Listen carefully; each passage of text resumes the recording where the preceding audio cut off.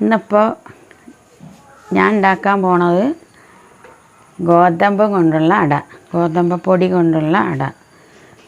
അതിലേക്ക് വേണ്ടത് ഗോതമ്പ് പൊടി, ശർക്കര, നേന്ത്രപ്പഴം, തേങ്ങ, ഏലക്കായും പഞ്ചസാരയും കൂടി ലേശം സ്വല്പം പൊടിക്കാൻ വെച്ചിട്ടുണ്ട്.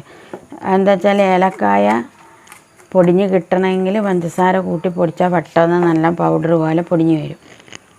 ഇത്ര സാധനങ്ങളാണ്: ഗോതമ്പ് പൊടി, നേന്ത്രപ്പഴം, ശർക്കര, തേങ്ങ ചിരവിയത്, പഞ്ചസാര, ഏലക്കായും. പിന്നെ അട പരത്തി ഉണ്ടാക്കാനുള്ള വാഴയില. ഇത് പൊടി കുഴയ്ക്കാനുള്ള ഉപ്പിട്ട ചൂടുവെള്ളം.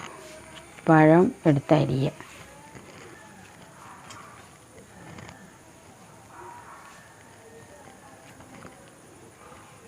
കുട്ടിയൊന്നും വേണമെന്നില്ല, കയ്യിലിങ്ങനെ അരിഞ്ഞിടുക, പതുക്കെ അരിഞ്ഞാൽ മതി. പൊടി ഇതിലേക്ക് ഇടുകയാണ്, ഗോതമ്പ് പൊടി ഇതിലിടുക. ഇട്ടിട്ട് പൊള്ളുന്ന ചൂട് പാടില്ല, ചെറിയ ചൂടുള്ള വെള്ളം, ഉപ്പിട്ട ചെറിയ ചൂടുള്ള വെള്ളം പൊടിയിലേക്ക് പാർന്ന് ഇളക്കി കൊടുക്കുക. എന്നിട്ട് നന്നായിട്ടാണ്ട് ഇളക്കുക. പൊടിയിലേക്ക് പാർന്നിട്ട് ചെറിയ ചൂടുള്ള വെള്ളം.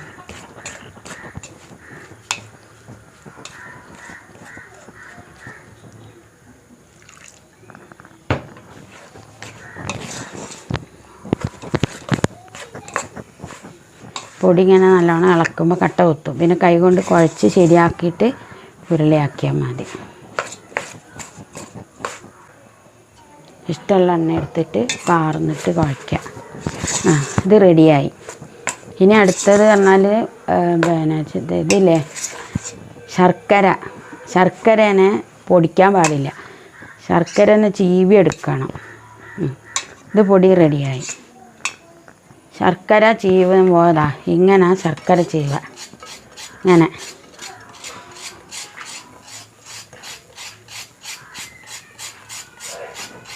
നെയ്യിടുക ആദ്യം. നെയ്യ് ലേശം ഒരു 1/2 ടീസ്പൂണ് നെയ്യിട്ടിട്ട് പഴം കൊട്ടുക.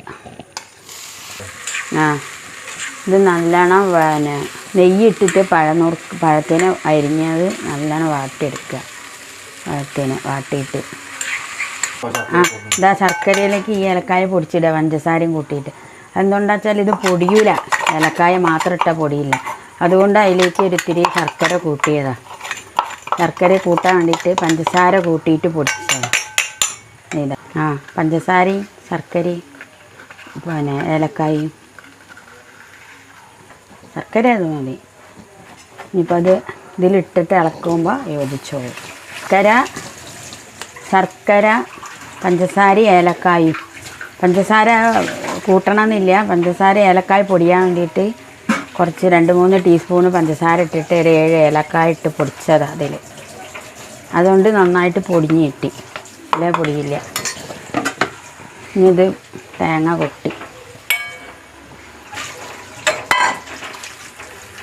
കൊട്ടിയിട്ട് നന്നായിട്ട് ഇളക്കിയിട്ട് തേങ്ങ ഇതും കൂടെ ഒന്ന് യോജിച്ചിട്ട് അങ്ങോട്ട് ആവണം.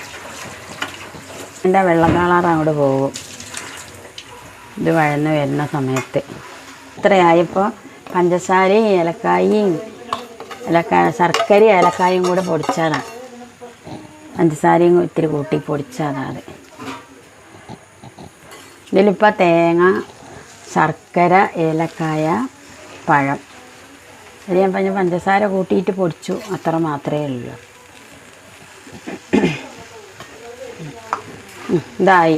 ഇനിയിപ്പോൾ ഇതൊരു പാത്രത്തിലേക്ക് ആക്കിയിട്ട് നന്നായിട്ട് യോജിപ്പിച്ച ശേഷം ഓരോ ടീസ്പൂണ് ഫില്ല് ചെയ്യാനിങ്ങനെ ഉള്ളിൽ വെച്ച് അടക്കി പരത്തിയ ശേഷം ഉള്ളിൽ വയ്ക്കുക.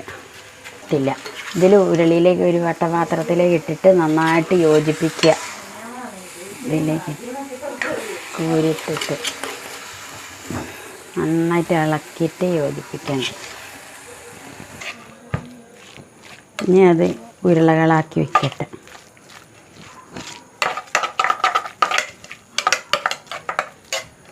അങ്ങനെ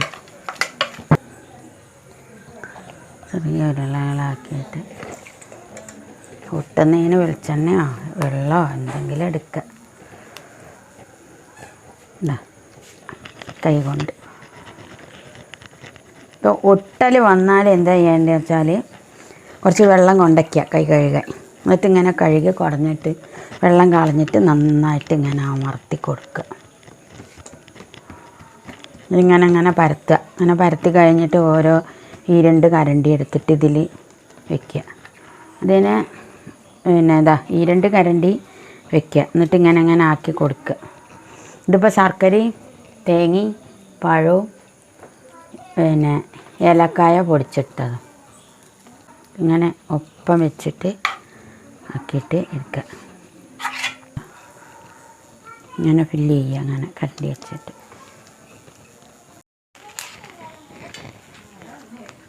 ഇതൊക്കെ പരത്തി പിന്നെ അടേൻ്റെ ഉള്ളിൽ പിന്നെ ഫുള്ളും പിന്നെ സാധനങ്ങൾ ഇതൊക്കെ എടുത്ത് അതിൽ കോരിയിട്ട് നിറച്ച് എല്ലാം ഇതാക്കിയിട്ട് വെച്ചിട്ടുണ്ട്. ഇനി ഈ അടേനെ എടുത്തിട്ട് അപ്പച്ചെമ്പിൽ ആവി വരുന്ന അപ്പച്ചെമ്പിൽ വെച്ചിട്ട് വേവിക്കും.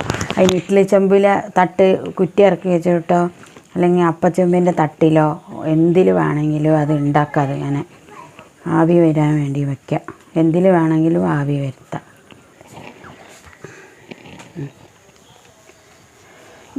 ഇങ്ങനെ വെക്കണം. ആവി വരുന്ന ചെമ്പിൽ വെച്ച് കൊടുക്കുക. ഞാൻ ആവി വരട്ടെ. എന്നിട്ട് വെന്തിട്ട് തീ കുറച്ചിട്ട് ഇതിനെ ഓരോന്നിങ്ങനെ ആവിയിൽ നിന്ന് എടുക്കുക.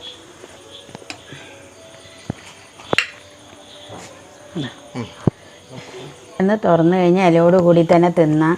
അപ്പോൾ ഇതേ മോഡലിൽ ഉണ്ടാവും.